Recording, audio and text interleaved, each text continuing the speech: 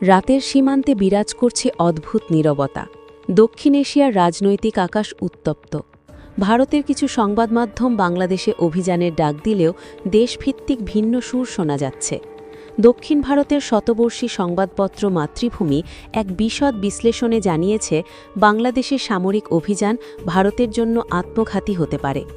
ভৌগোলিক বাস্তবতা অনুযায়ী বাংলাদেশের নদী, খাল ও বনভূমি ভারতীয় সেনাদের জন্য বড় চ্যালেঞ্জ হিসেবে দাঁড়াবে। বিশেষজ্ঞরা মনে করেন, ভিয়েতনাম বা আফগানিস্তানের মতো দেশের মাটির সন্তানের হারানো অসম্ভব।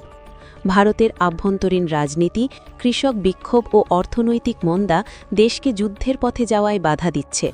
পাকিস্তানের ভূমিকা এবং পারমাণবিক সক্ষমতা ভারতের জন্য সতর্কবার্তা, যা বাংলাদেশে হামলার ক্ষেত্রে জটিলতা বাড়াবে।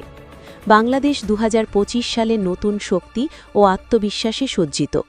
উন্নত রাডার, ড্রোন ও প্রতিরক্ষা ব্যবস্থা দেশের আকাশ ও সীমান্তকে নিরাপদ রাখছে। চীন, তুরস্ক ও ফ্রান্সের মতো দেশগুলো বাংলাদেশের প্রতিরক্ষা সহযোগী। বিশ্লেষকরা সতর্ক করেছেন, ভারতীয় হামলা দেশের আভ্যন্তরীণ স্থিতিশীলতা নষ্ট করতে পারে, বিশেষ করে উত্তর পূর্বাঞ্চল ও আভ্যন্তরীণ রাজনীতিতে। বাংলাদেশের সীমান্ত ও আকাশ নিরাপদ রাখতে প্রতিটি অফিসার দেশপ্রেম ও অটল প্রতিজ্ঞার সঙ্গে দায়িত্ব পালন করছে। যুদ্ধ কেউ চায় না, তবে আক্রমণ হলে বাংলাদেশ যথাযথ জবাব দিতে প্রস্তুত।